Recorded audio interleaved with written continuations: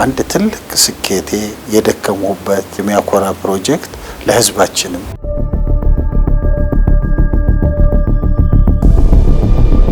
የሀገሪቱ የዘይት ችግር ከማንም በላይ ገብቶታል።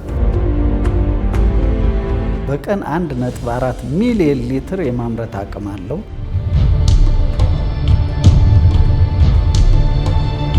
ከዚህ ግዙፍ ፋብሪካ በስተጀርባ ታሪካዊት ከተማ ቡሬ ትገኛለች።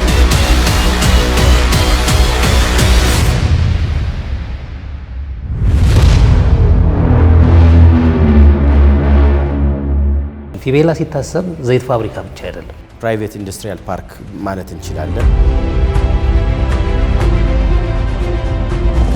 ለሁሉም ክልሎች መንግስት በሚያወጣው ተመንና ኮታ መሰረት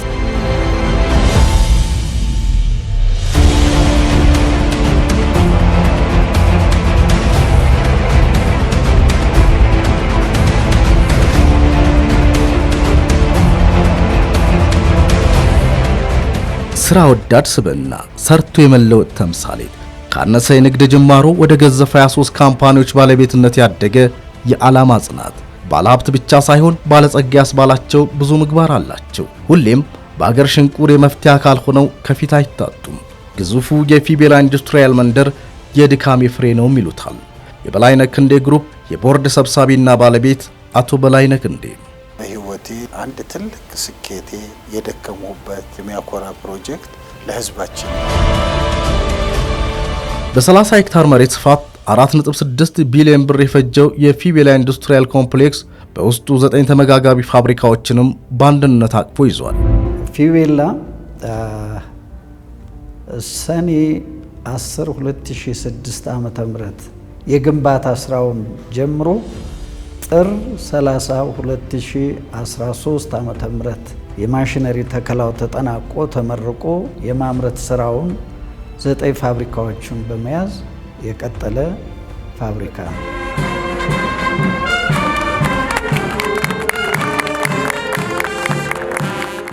አስቸጋሪም ነገር ነበር። ኋላ ደግሞ ውጤቱ ምረቃ የተካሄደለት አገር ውስጥ አይደለም ውጭ አገር ያለው ዲያስፖራ ሳይቀር የነበረው ሪዋርድ እኔ ልነግርህ አልችልም። መሪዎች የሰጡኝ ክብርም ለኔ ትልቅ ጉልበት ነው።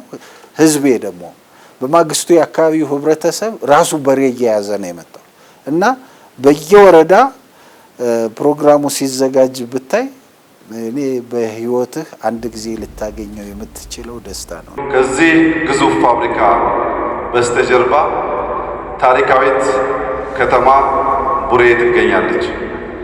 ቡሬ ላለፉት 700 ዓመታት በንግድ ትስስርና በልማት ስሟ የሚጠራ አንዳንዶች የኢትዮጵያ ከነዓን ቢሏት የማር የወተት እና የብዙ ምርቶች ውጤት ብዙዎችን ህዝቦች ያስተሳሰረች እጅግ ውብ ከተማ ከታሪኳና ከገዘፈው ማንነቷ ኋላ የቀረ ልማት የነበራት ቢሆንም ዛሬ ወደ ቀደመው ማንነቷ የመልሳት የልማት ጅማሮ ፈርቀዳጅ የሆነው ይህንን ግዙፍ ኢንዱስትሪያል ፓርክና ፋብሪካ መመረቅ በመቻላችን ሁላችሁም እንኳን ደስ ያላችሁ ማለት ፈልጋለሁ። ቡሬን በዝና ነው የምናውቃት። እረ ቡሬ ቡሬ ቡሬ ከተማው ውሃ እንኳን ቢጠፋ ይጠጣል አምቦው።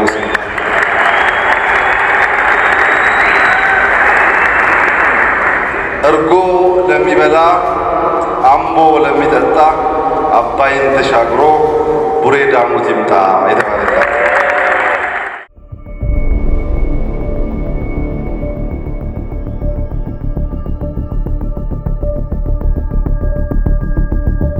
ፊቤላን ያክል ግዙፍ ኢንዱስትሪ ኦልሞስት ከ10 ያላነሱ የተለያዩ ፋብሪካዎች ያሉትን ኢንዱስትሪ ቡሬ ላይ ለማቋቋም ውሳኔ ይጠይቃል። ፕራይቬት ኢንዱስትሪያል ፓርክ ማለት እንችላለን። በጣም ሰፊ ነው። የማሽን ካፓሲቲ በጣም ትልቅ ነው። እንደ ሀገርም የሚወስደው ማርኬት ሼር በጣም ከፍተኛ ነው። ይህንን ፋብሪካ ወደ ተግባር ለማምጣት ኦልሞስት መጀመሪያ አካባቢ ላይ ጠንክሮ መስራት ይጠይቅ ነበር። አቶ በላይነህም እንደ ባለ ሀብት ረጅሙን ጊዜ የወሰደው እዛ ላይ ነው። ፊቤላ እንግዲህ ስንጀምረው ከአንድ የውጭ ባለ ሀብት ጋር ነው። የውጭ ባለ ሀብት አንተ ኮንስትራክሽኑን ስራ እኔ ማሽነሪ ይዤ እመጣለሁ ነበር ወላጅ። እኔ ኮንስትራክሽኑን ጨርሼ 2 አመት አጓተተብኝ። በኋላ ካልቻልኩ ውጣ ተብሎ ወጣ። እንግዲህ ለሁለት የታሰበን ፕሮጀክት በግል መጨረስ አንድ ፋብሪካ አይደለም 9 ፋብሪካዎች ውስጡ የያዘ ትልቅ ፕሮጀክት ነው። ኢንዱስትሪ መንደር ነው። አቶ በላይነህ ክንዴን በተለየ መንገድ ማመስገን እፈልጋለሁ። ኢትዮጵያ ውስጥ ብዙ ባለሀብቶች አሉ፣ ግን ባለጸጋዎች አሉ። ባለጸጋና ባለሀብት ይለያያል። ባለሀብት ማለት ገንዘብ ያለው ማለት ነው። ባለጸጋ ማለት ልብም ያለው ማለት ነው።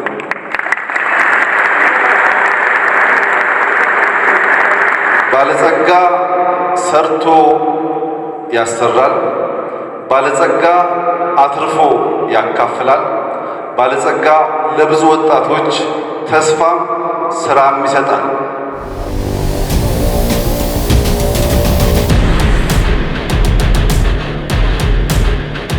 ፊቤላ የማምረት አቅሙና የታጠቀው የዘመነ ቴክኖሎጂ በዘርፉ ከምስራቅ አፍሪካም ጭምር ፊተኛ ያደርገዋል። በቀን 1.4 ሚሊዮን ሊትር የማምረት አቅም አለው። ያ ማለት 800 ቶን ፓልም ፍራክሽኔት ያደርጋል። 600 ቶን ሰንፍላወር እና ሌሎች ሶፍት ኦይሎችን ሪፋይን የማድረግ አቅም ያለው ድርጅት ነው። እንግዲህ የሀገሪቱን 40 እስከ 50 እስከ 60% ድረስ ያለውን ዲማንድ ከበር ሊያደርግ ይችላል ብለን ያሰብነው።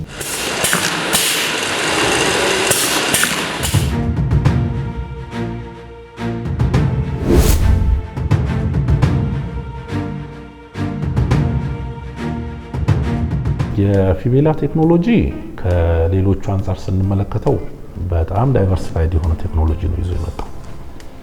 አንደኛ ሁለቱንም በዘይት ቴክኖሎጂ የሚታወቁትን 2 አይነት ፕሮሰሶች ናቸው ያሉት። አንደኛው በኬሚካል የማጣራት ዘዴ ነው። ሁለተኛው ደግሞ በፊዚካል የማጣራት ዘዴ ነው። እነኚህንም ሁለቱን አቀናብሮ በጥራቱን የጠበቀ ምርት ለማምረት በሚያስችልበት ሁኔታ ኢንቴግሬትድ የሆነ ፋብሪካ ሆኖ ነው የመጣው።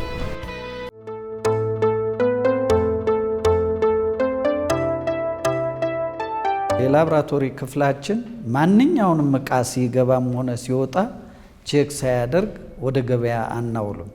ስለዚህ የምርት ጥራቱም በዚህ መልክ ነው ቁጥጥር ስላለው ሲገባም በምርት ወቅትም በምርት ሂደቱም ላይ ፕሮሰስ ላይም ዓለም ከሚገዛበት ቦታ ያደጉ ሀገሮች ከሚገዙበት ቦታ ነው የኛ ፓልምና ሰንፍላወር ክሩዱን የምንገዛው።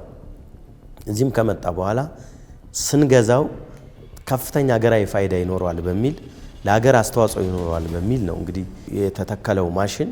በዚህ በዘይት ምርት የታወቁ ሀገሮች እነ ማሌዥያ እና ኢንዶኔዥያ በዛ ልክ ሊገልጹት በማይችል መልኩ ከፍተኛ፣ ምክንያቱም እነሱ የዛሬ 40 ዓመት 20 ዓመት ነው እንግዲህ ያን ማሽን የተከሉት። የኛ ደግሞ በደንብ አፕግሬድ ሆኖ ተሻሽሎ በአዲስ መልኩ እኛም ደግሞ ጥራትን እንደ የመጀመሪያ መለኪያችን አድርገን ነው እንግዲህ ማሽኖቻችንን ገቢ የተከል ነው ማለት ነው።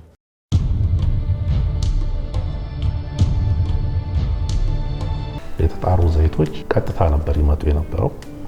ይሄኛው ቫልዩ አድ አድርጎ በክሩድ ደረጃ ወደ ኋላ ሄዶ በማምጣቱ ከፍተኛ የሆነ የዶላር ፍንትኑን ራሱ በከፍተኛ ደረጃ ቀንሶታል። እስከ 30% የዶላር ይወጣ የነበረውን በከፍተኛ ደረጃ ቀንሶታል። በሁለተኛ ደረጃ በአገር ውስጥ ደረጃ በመመረቱ ምርቱ ቀጥታ እዚሁ ተመርቶ ለህብረተሰቡ ቀጥታ በሚቀርብበት ጊዜ የጥራት ደረጃው ራሱ ይጨምራል። ከውጪ በሚመጣበት ጊዜ የተወሰነ ደረጃ ውስጡ በቴክኒካል ተርም እነኚህ ፐሮክሳይድ ቫልዩ ምናምን የሚሏቸው የሚጨምሩ አሉ። እነኚህ ደግሞ ለሰው ልጅ ለጤና በጣም የሚጎዱ ናቸውና እነኚህ ራሱ በከፍተኛ ደረጃ የሚቀርፍበት ሁኔታ አለ።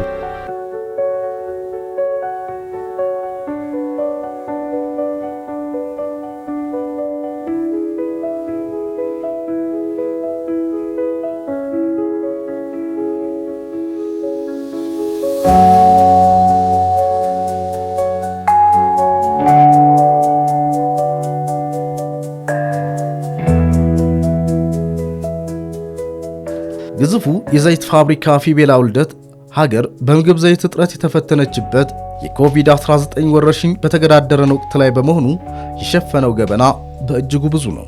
ኮቪድ ውስጥም ደርሰናል እና ኮቪድ እንግዲህ ሀሳብ ሲጨመርበት አስቸጋሪ ነው። ፋብሪካው ሊነሳ ሲል የፋይናንስ እጥረቱ ብዙ ችግር አለ። ትልቅ ፕሮጀክት ውስጥ ስትገባ እነዛ መሰረት አድርጎ ትዝ ይለኛል በጣም ችግሮች ውስጥ ነበር ነው። ፊቤላ ምርት የጀመረበት ሰዓት እንደ ሀገር የዘይት እጥረት በተከሰተበት ሰዓት፣ የዘይት ዋጋ በጣም በናረበት ሰዓት፣ ህብረተሰቡ ደግሞ ዘይት ላይ ያለው እምነት በጣም በያዝድ የሆነበት ሰዓት ላይ ነው እኛ የመጣ ነው። ስለዚህ በመጣንበት ሰዓት በደንብ በድፍረት ያለውን ኳሊቲውን አስጠብቀን ዋጋውን በደንብ ተመጣጣኝ ለዝቅተኛው ማህበረሰብ ሊሆን በሚችል መልኩ አድርገን ነው እንግዲህ ወደ ማህበረሰቡ የገባ ነው። ትልቅ የገበያ መረጋጋት ተፈጥሯል። ምክንያቱም ከውጭ የሚመጡ ዘይቶች ብቻ ቢሆን ኑሮ የሀገር ውስጥ ምርት ባይኖር የዋጋ መረጋጋት የዋጋ እጥረት ይፈጠር ነበር። የዋጋ እጥረት ሲፈጠር ደግሞ የምርት እጥረት ይፈጠር ነበር። የምርት እጥረት በሚፈጠርበት ወቅት ደግሞ ገበያውም እየናረ ለህብረተሰቡ ጎጂ ነበር። ስለዚህ ትልቅ የገበያ መረጋጋት አድርገናል።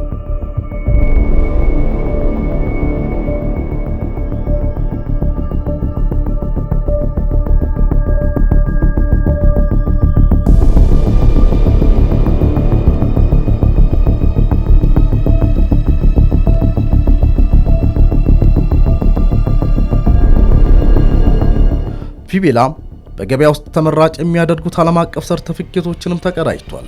ይህ ደግሞ ከሀገር አልፎ ዓለም አቀፍ ተወዳዳሪነቱንም ያጎለብትለታል። ፊቤላ አገሪቱ ውስጥ በቀዳሚነት የሚጠቀስ ነው። ለሶስት ሰርቲፊኬቶችን አግኝቷል። መጀመሪያ ላይ በአጭር ጊዜ ውስጥ ነው ሰርቲፊኬት አግኝተን ነው ስራ መጀመሪያ ያለብን በሚል የምግብ ደህንነት ሰርቲፊኬት አለው።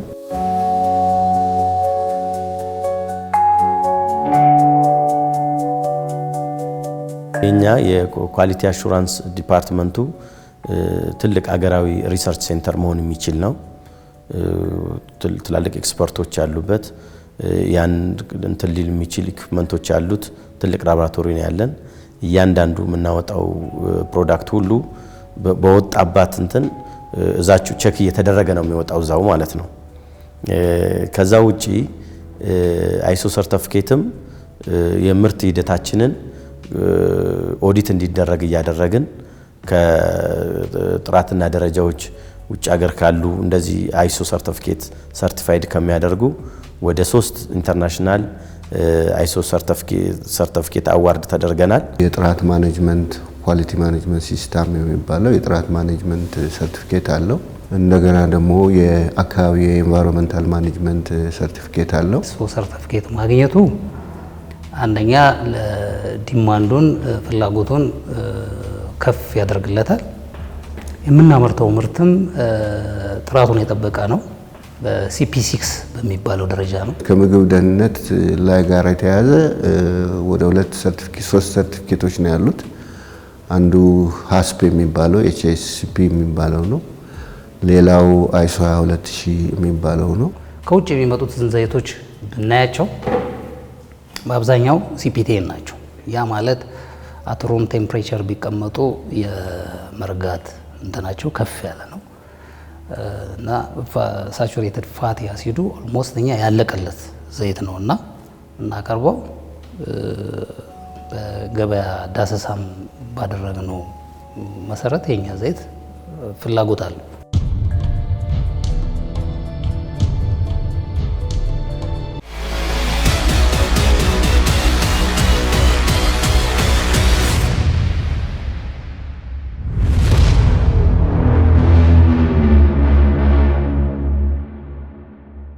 የፊቤላ የዘይት ምርት በስፋት ለገበያ ከቀረበባቸው ከተሞች መካከል አንዷ ናት የባህር ዳር ከተማ። በተለይም ደግሞ የጅምላ አከፋፋዮች የፊቤላን ዘይት ወደ ተጠቃሚው በማድረስ ትልቁን ሚና ይጫወታሉ። ታዲያ የፊቤላ ዘይት አቅራቦትና ስርጭት ምን ይመስላል? ስለዚህ አሁን ፊቤላ ባለ 20 ጀሪካ 40 ያለውን 40 ጀሪካ ጭኖልህ ይምጣ። ስለዚህ ሌላው ቆይቶ ይመጣልሃል ማለት ነው። ጥሩ እየጫነ ነው ይመጣልሃል። ሱቅ ላይ ጠብቀው። በህብረተሰቡ ላይ ተወዳጅነት አግኝቶ ምርቱ እንደውም አሁን በቂ ምርት ያለ ማግኘት ነው ያለን እንጂ ፊቤላ ምርቱ በጣም እየገባልን ባለበት ሰዓት እያከፋፈልን ህብረተሰቡ ሁሉ ከፊቤላ ውጭ ሌላ ዘይት እንደውም አታምጡብን እያለ እስከ ማለት ድረስ ምርቱን እስከዚህ ድረስ አገልግለንበታል፣ ተጠቅመንበታል። በ2016 በባህር ዳር ከተማ ውስጥ ካሉ ነጋዴዎች ውክልና ወስዶ ሊሰራ የሚችል ማን ነው የሚል የራሱን መስፈርት ድርጅቱ የራሱን መስፈርት በማውጣት ባደረጋቸው ምርጫዎች አንዱ ተመርጬ ውክልና ተሰጥቶኝ በውክልና ምርቱን ወደ ገበያ በማግባት ለማህበረሰቡ በማዳረስ ለማህበረሰቡ በመሸጥ ረገድ ያለኝ እንቅስቃሴ ጥሩ ነው ብዬ አስባለሁ። ፊቤላ ኢንዱስትሪያል ፒኤልሲ እንደሚታወቀው በየከተሞች ኤጀንቶች አሉን፣ በየክልሎች ኤጀንቶች አሉን፣ በየወረዳዎች ኤጀንቶች አሉ። ለነዛ ኤጀንቶች ለነዛ ወኪሎች በመስጠት የሚያመርታቸውን ምርቶች አጠቃላይ ላለው ማህበረሰብ በተመጣጣኝ ዋጋ ተደራሽ እንዲሆን የቻለውን ታክል ጥረት እያደረገ ይገኛል። ከ100 በላይ ኤጀንቶች አሉን እንደ ሀገር። እነዛም ከ100 በላይ ኤጀንቶችን ከኛ ጋር እኛን አምነው እኛም እነሱን አምነን ተማምነን አብረን ነው እንግዲህ እየሰራን ያለ ነው ማለት ነው።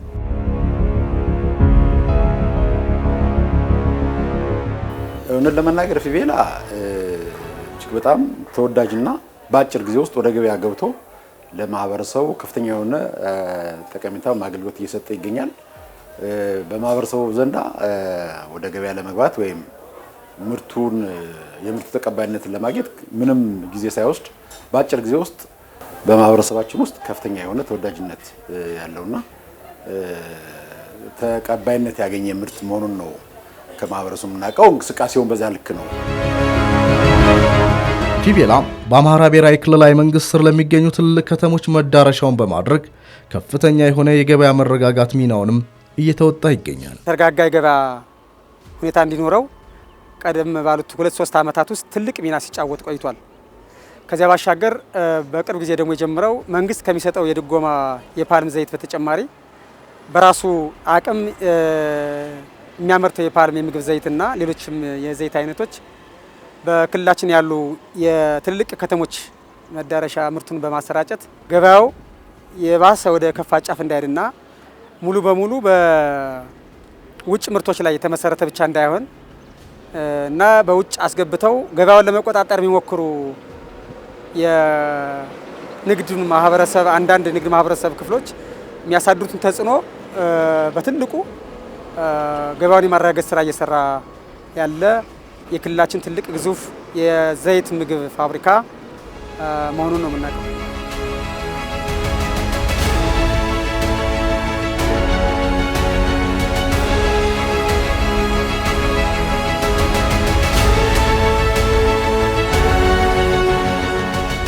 ቢሮ አሰስመንት ፊቤላ የምግብ ዘይት ፋብሪካ የገባው በአጭር ጊዜ ነው። በእርግጥ 2-3 ዓመታት የሚርቅ አይደለም። ነገር ግን የምርት ጥራቱን ስናየው በተለይ የሱፍ ዘይቱም ከውጭ ከሚገቡት እንደነ ኦማር እና ፎሮል ከሚባሉት ዘይት ጋር አቻ የሆነ ጥራት ያለው አንዳንዶች እንዲሁም ከዛ በላይ የሚያደንቁት እንደሆነ አስተያየታቸውን ሰጡን። በከተሞቻችን የሚገኙ ተጠቃሚዎችም ሆነ የንግድ ማህበረሰቦች ማረጋገጥ ችለናል። ገበያውንም ቢሆን ወይ ማርኬት ፔኔትሬሽን የሚባለው ወይም የገበያን ሰብሮ የመግባት አቅሙም ቢሆን ከልጅነቱ ጋር የሚመጣጠን ሳይሆን የላቀ ነው። ይሄ ደግሞ እንዲሆን ያስቻለው በእኛ እምነት እንዲሁም ባገኘነው የተጠቃሚ ማህበረሰብ የሸማቹ ማህበረሰብ አስተያየት የምርቱ ጥራት ለሰዎች ጤና ተስማሚ መሆን ምርቱን ተፈላጊ እንዲሆንና በአጭር ጊዜ ውስጥ ወደ ማህበረሰቡ ስለንቦናና ወደ ማህበረሰቡ ተፈላጊነት እንዲያድግ አስችሎታል። መንግስትም ጥሩ ድጋፍ አድርጎልን ድፍድፍ ዘይቱን እያመጣ ለሁሉም ክልሎች መንግስት በሚያወጣው ተመንና ኮታ መሰረት ለሁሉም ክልሎች ከሶማሌ ክልል በስተቀር ስናድል ነው። ሶማሌ ክልልም እዚያው በቅርበት ሌላ ፋብሪካ ስላለ ከሱ እንዲወስዱ ተደርጎ ነው እንጂ ለሌሎች ለሁሉም ክልሎች በኮታቸው መሰረት ስናከፋፍልና በወቅቱ የነበረውን የዘይት ችግር ፊቤላ በትልቅ ሁኔታ ሲቀርፍ የቆየ ፋብሪካ ነው። ከ9 በላይ ተመጋጋቢ ፋብሪካዎችን በአንድነት አቅፎ የያዘው ፊቤላም የአገሪቱን 60 ከመቶ የምግብ ዘይት ፍላጎት የማሟላት አቅምም አለው። በዚህም ሀገር ልታወጣ የምትችለውን 30 ከመቶ የውጭ ምንዛሬ ማስቀረትም ይችላል። ፋብሪካው በሙሉ አቅሙ ማምረት ሲችል ከ3000 በላይ ጊዜያዊና ቋሚ ሰራተኞች የሚያስፈልጉት ሲሆን አሁን ላይ 1500 በላይ ለሚሆኑ የሥራ ዕድልም ፈጥሯል። እዚህ በመስራቴ በጣም ደስተኛ ነኝ። የሥራ ዕድል በመከፈቱ ማለት ነው። ከቤተሰብ ጫንቃ ወርጃለሁ። ራሴን ማስተዳደር ጀምሬያለሁ። ቤተሰብ ለኔ የሚሉትን ለራሳቸው አውለዋል እና ራሴን በመቻሌ ደስተኛ ነኝ። ፋብሪካ ውስጥ እንዴት ሰራ አላውቅም ነበር፣ ግን እዚህ በመግባቴ ብዙ እውቀት አግኝቻለሁ።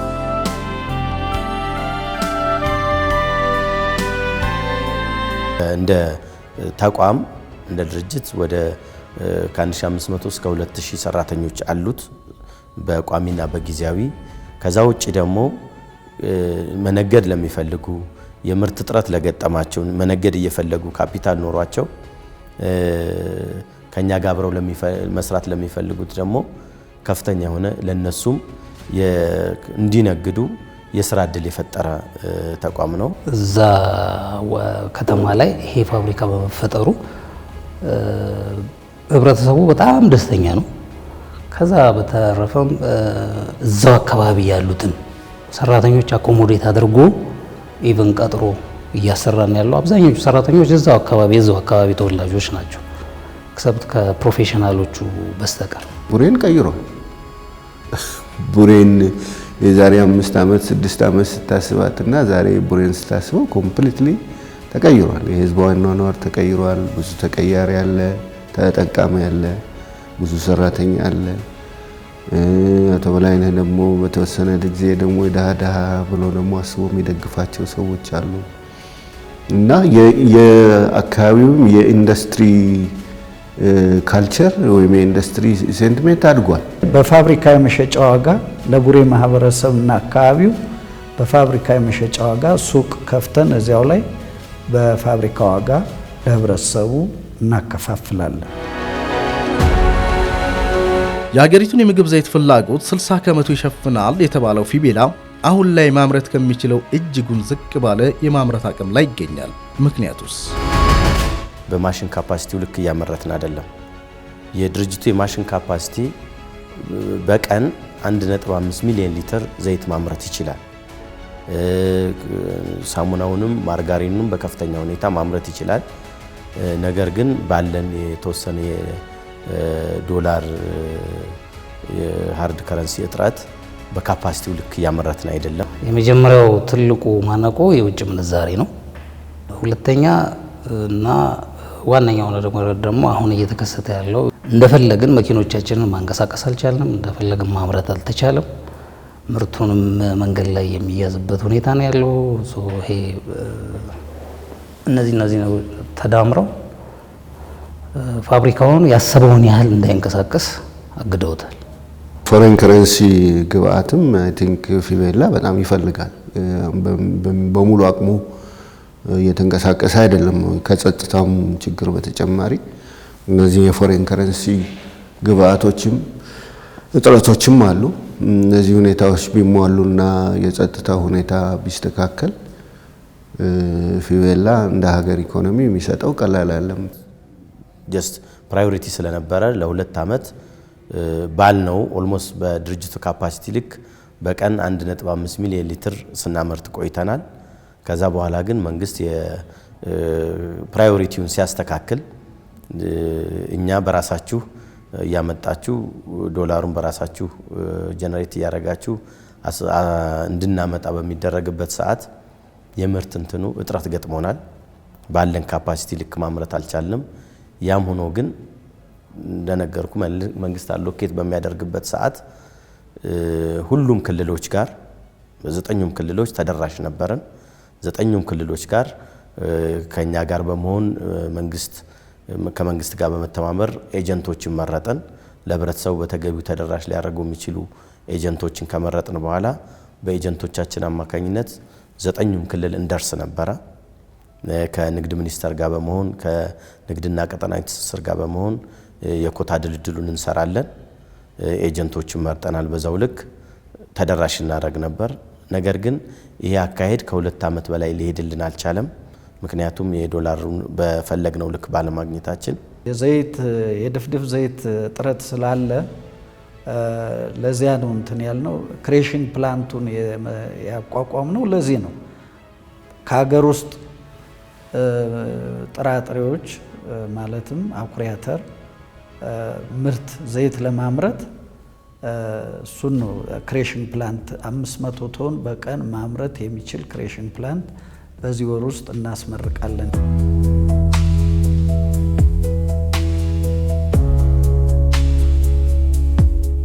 በቀጣይም ከውጭ አስገባ የነበረውን የጥሬ ዕቃ በሀገር ውስጥ ለመተካት በተለያዩ የሀገሪቱ አቅጣጫዎች ሰፋፊ መሬቶችን ተረክቦ የቅባት እህል እያለማ ሲሆን አዲስ ያስገነባው ዘመናዊ ክሬሽንግ ማሽንም ሌላኛው አቅሙ ነው። እስካሁን ድፍድፉን እያመጣን ነበረ የምናጣራው፣ ሰንፍላወርም ፓልሙ ነው። በአሁን ግን ከሀገር ውስጥ አኩሪ አተር ለማምረት ፋብሪካውን ግንባታ ጨርሰን አሁን በዝግጅት ላይ ነን። የሙከራ ምርት ለማምረት በዚህ ወር ውስጥ ለማምረት በዝግጅት ላይ ነን።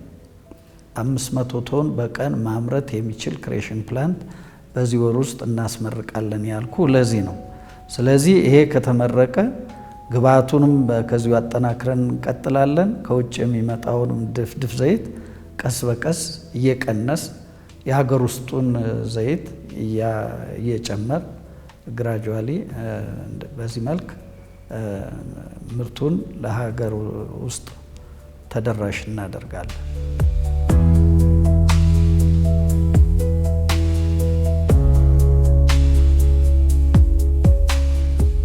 ጊዜ እቅዱ የሀገሪቱን 60% ዘይት በፊቤላ ተሸፍኖ ያንን ማየት ነው። ያንን ደግሞ በተግባር እናደርገዋለን። ስለዚህ ይሄንን ከሰራን ሀገራችን ሰላም ከሆነና በሌላ ችግር ማያጋጥመን ከሆነ የሀገሪቱን 60% ለመሸፈን የፊቤላ ዓላማው ያ ነው። ስለዚህ አሁንም ይሄን ፋብሪካዎቹንም በሙሉ አቅማቸው በማሰራት አዲሱንም ፋብሪካ ስራ ላይ በመዋል የሀገሪቱን 60% የዘይት ፍላጎት ለማርካት ነው።